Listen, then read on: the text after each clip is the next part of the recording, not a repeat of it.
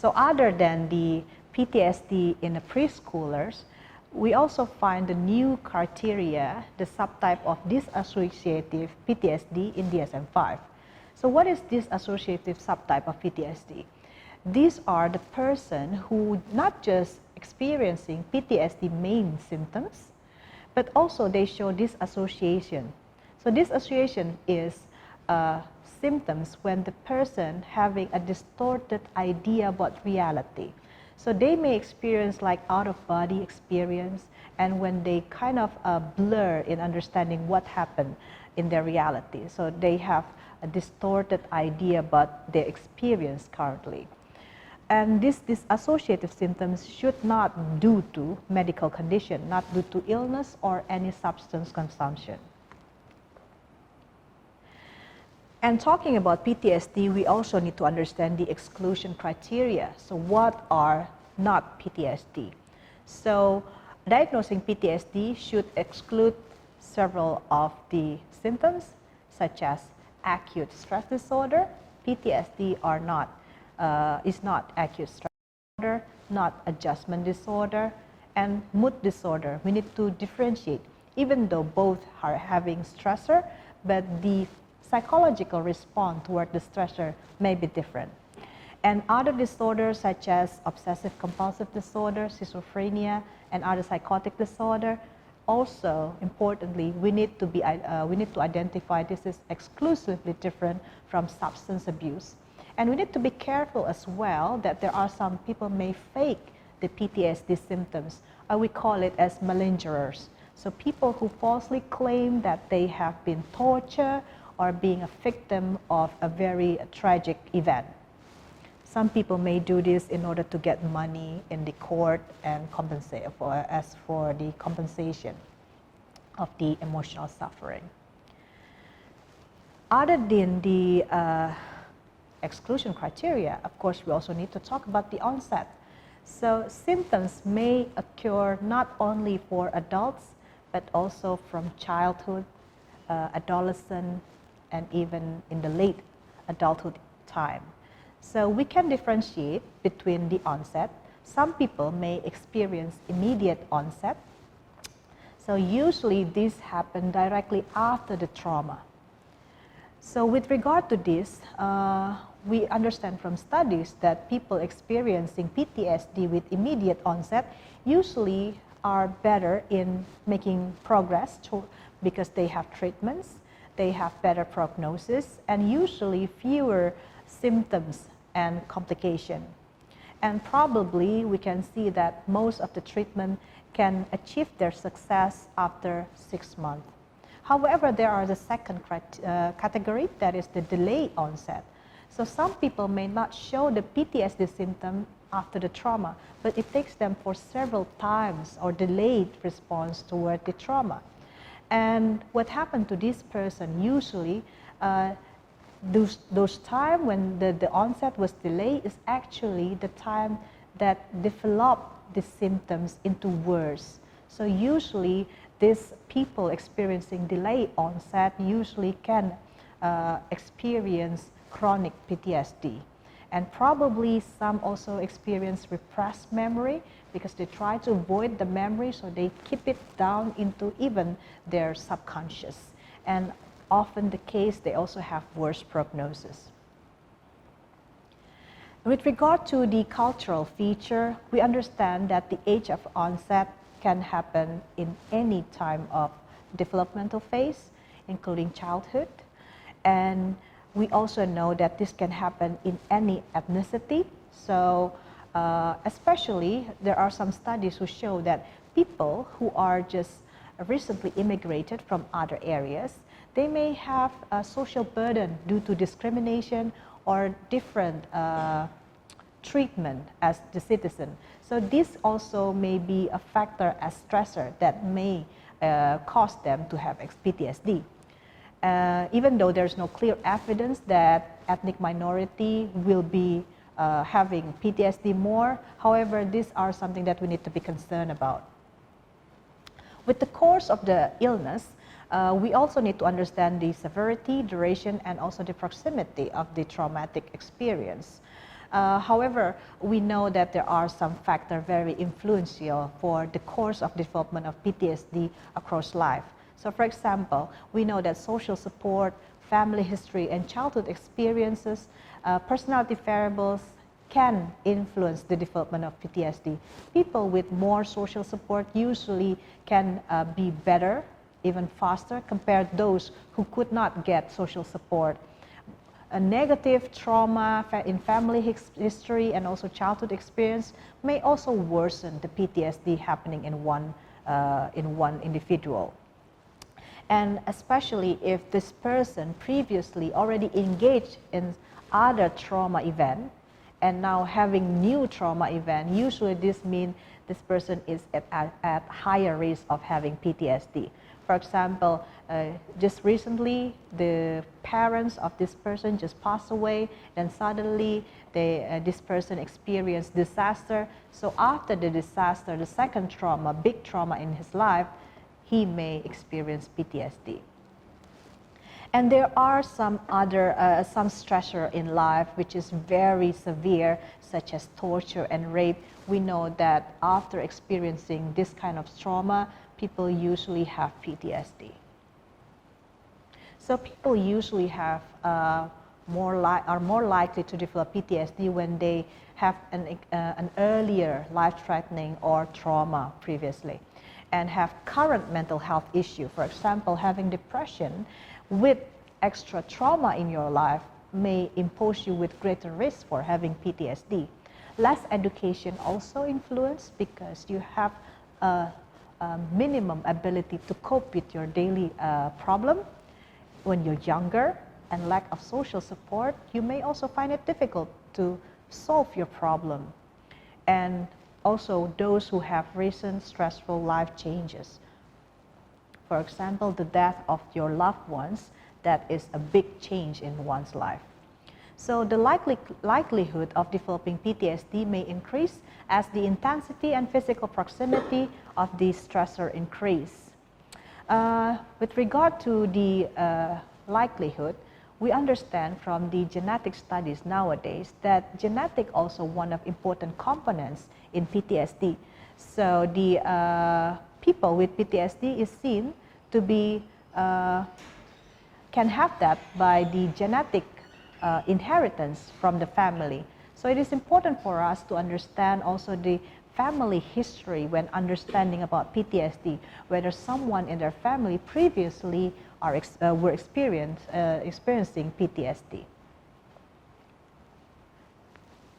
And talking about PTSD, we also need to talk about the neuroanatomy. So there are three main findings nowadays in the neuroscience with regard to PTSD. One is PTSD can cause a decreased volume in the hippocampus. So hippocampus basically are the local in the brain that responsible for memory processes such as declarative memory, recalling, recognition. So if this is decreased, so it means the function is also relatively not optimal. And some studies also shown that the decreased volume in hippocampus also related with other parts such as amygdala. Amygdala is the part of the brain that is responsible for emotion. And whenever there's problem with that, of course, you're kind of having problems with regulating your emotion, including fear. And the third finding is showing the reduced activation in the prefrontal cortex area, PFC. Some studies found that the medial prefrontal cortex shows some kind of lower activity, and it's also kind of related with the changes in the amygdala. And those two factors, those two changes can cause you some symptoms in PTSD, such as the avoidance and also hyperarousal. So the neurological findings has shown there are some changes with regard to structure of your brain and also the function of your brain. With regard to the structure, just previously we mentioned something about the reduced activity and also the decreased volume of the hippocampal and change of function in amygdala and also prefrontal cortex. And other than the structure, the function also changed. For example, the neurotransmitters such as norepinephrine, that is responsible for encoding your emotion, also showing dysfunction. Other than the changes in the structure, the brain also shows dysfunction. Several dysfunction can be seen in the neurotransmitters such as norepinephrine, that is changes and kind of inhibiting our ability in coping with fearful situation. And also the activity of GABA, this can also increase the stress response. And in the body also glucocorticoids can block the retrieval of emotional memories. So these changes can also make you feel more unable to control your emotion. The lack of serotonin in your brain also could lead to difficulties in impulsivity, aggression, sleep, and even appetite for eating. So it is known that serotonin is needed in PFC and hippocampus, and lower serotonin can, of course, make dysfunction in your brain. And this is shown to be one of the main problem causing PTSD. Talking about prevalence, we don't have yet the prevalence in Indonesia. However, in the world, you usually use the ESM, as it's shown that about 70% of adults in the United States have experienced this traumatic event in one time in their life. Only about 20% out of that may experience PTSD. So that will result like 5.2 million among people with age 18 to 54. And women usually has more risk than men to experience PTSD. And among people who live in our community, usually veterans of wars, and also people experiencing disaster are at risk, at higher risk of having PTSD. And there are some life event, traumatic life event, that we can also consider whether one could experience PTSD. These are the lists from the PTSDalliance.org, from rape, assault, incident or accident, shooting, like criminal, being a victim of criminal activity, sudden death of your loved ones, illness, witnessing, killing or homicide, including natural disaster. For making diagnosis, we also sometimes need to deal with differential diagnosis. So before we conclude in what is the main problem existing in a person, we need to check whether PTSD is occurring accompanied with other symptoms. For example, sometimes PTSD is frequently comorbid with anxiety disorder, stress disorder, obsessive compulsive disorder, adjustment, depression like mood disorder, and also substance abuse disorder. This may be a comorbid, or we can lose after some time. We know that there is only PTSD, but this means clinician needs to take some time before they make their final diagnosis. Second, we talk about assessment. Assessment is needed, especially for understanding or identifying whether the symptom really exists and whether this is sufficient enough for making a diagnosis. So basically, evaluation will take form in interview, observation, and also scale. With regard to the interviewer should be a clinician, professional, and understanding about, have a good understanding about what are trauma and the people's reaction to trauma. And the interviewer will make detailed interview with the person, and also people live with the person, the significant others, like close family member, to give more information.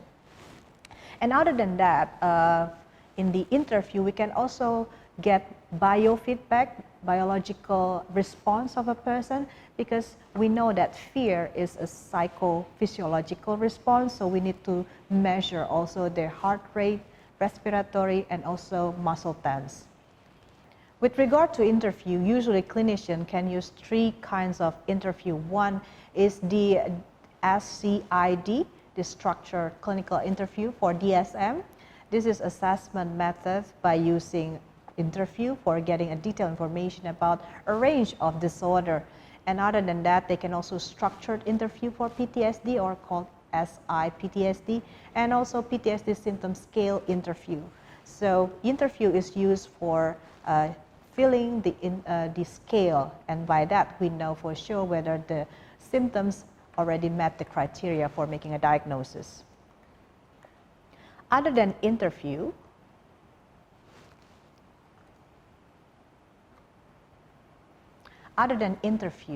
people can also use scale or questionnaire. Especially for adults, they can do self-report. So we can use the self-report questionnaire. Some questionnaire can be a way for screening PTSD, because sometimes people may not be a good observer of themselves. Sometimes they misreporting, underreporting, or overreporting. But some scales can be used. For example, the strength difficulties questionnaire, they also measure the mood symptoms. And parent can also give the report. As you can see, the children behavior checklist, or CBCL, can be used for parents to report about the symptoms that they know their children is having. But the main way for making diagnosis of PTSD, usually the clinician PTSD measure. There are a number of scales, as you probably can see in this slide, a list of scales that can be filled by the clinician. Usually, these are objective measures. The clinician will administer it by having information from interview, from observation, from the person, or even from the family to understand what are the situation. And by that, the clinician can make the diagnosis of PTSD. With regard to children, we need to use a different approach for mesh assessment, because children sometimes, again, not too verbal. They may not easily explain to you about what happened to them. So we need to be a better interviewer and a better observer. So for preschooler, for example, re-experiencing trauma may be expressed as nightmares. So we need to ask whether you're having a good night's sleep. Are you having nightmares? What happened in your nightmares? Then we can check whether these children, they experiencing the re-experiencing trauma symptoms. And traumatic play is often occurred. So when this child is using a particular topic related to the trauma over and over again, we know that this child is experiencing stress. With regard to assessment, assessing children may require a specific technique. So diagnosing PTSD in children and adolescents depends on the ability of the clinician for making careful observation and interview.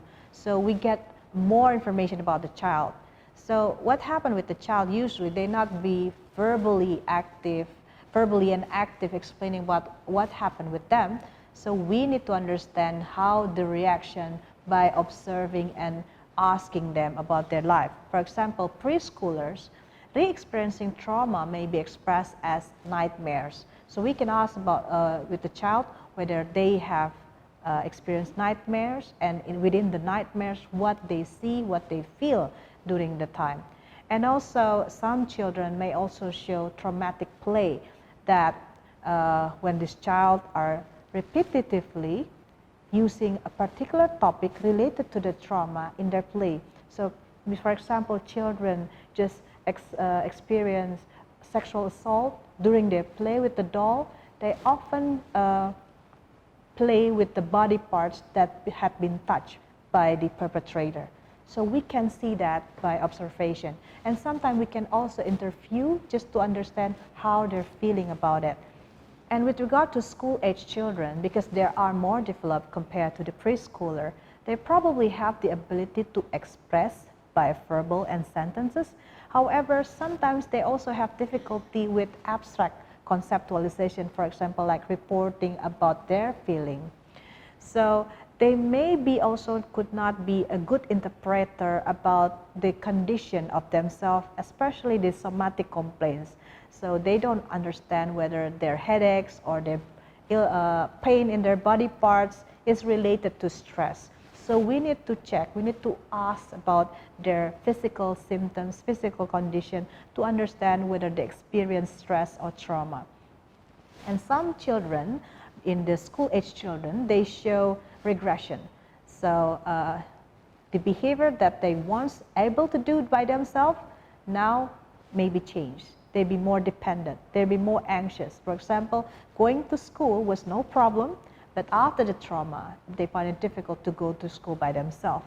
And less emotion regulation, so they become poor in externalizing and internalizing behavioral expression. So fighting with their peers, withdrawal from their peers, poor attention in the learning in the classroom, and we can see also some declines in the in the academic performance. And some children may share that they have fear to sleep alone. They become dependent to adults in the surrounding, clinging, and even they may report fear to specific event. And how about teenage? So with the pre-adolescent and adolescent, we know that with age, they are more able to express their condition. They probably more aware about their bodily function. However, again, abstract conceptions sometimes are not so easy for them, especially about identity, future, safety. Those are still too abstract sometimes for them. So, for example, they don't really say after the rape that they just experienced, they have fear about the future, because future is very abstract concept for them sometimes. So with this, we need to see, we need to observe whether there are other behavior that is changing after the trauma. For example, some teenage, due to the real sadness, deep sadness they're experiencing, they start to have suicidal ideation, cutting themselves, or do self-injurious behavior. Some also may show a depersonalization or report they have the out-of-body experiences. These are actually indication of having trauma in their life. So people in the life of adolescent having PTSD, we need to be careful for observing this if happening to our children. So with regard to post-traumatic assessment, we need to understand all after being administered, we need to make a report. And this report should include many components in order for the reader, for people, clinicians, the doctors, the people who will work with the children or for the people, the adults, they need to understand what happened, what the situation is. So this should consist, if a child, then it should consist about academic functioning, because sometimes people come to you because they share this problem with the academic performance due to PTSD. So they ask for the support, the help from the clinician to also solve the problem with academic functioning. Secondly, it's also will compose with the report about behavioral functioning.